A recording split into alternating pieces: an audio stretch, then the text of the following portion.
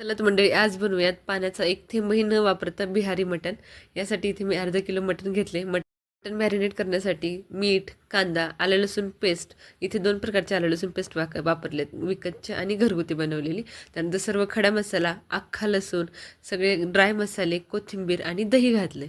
हे सगळं लावून छान 10 मिनटं मॅरिनेट करून ठेवायचं. त्या फोडणीच्या भांड्यात अर्धा ते पाऊण फुलपात्र तेल घ्यायचं. तेल कडकडीत गरम करायचं आणि ह्या मॅरिनेटवरती घालायचं. हे छान मिक्स करायचं आणि कुकरमध्ये अर्धं फुलपात्र तेल घालून त्याच्यावरती हे सर्व मटण घालून घ्यायचं.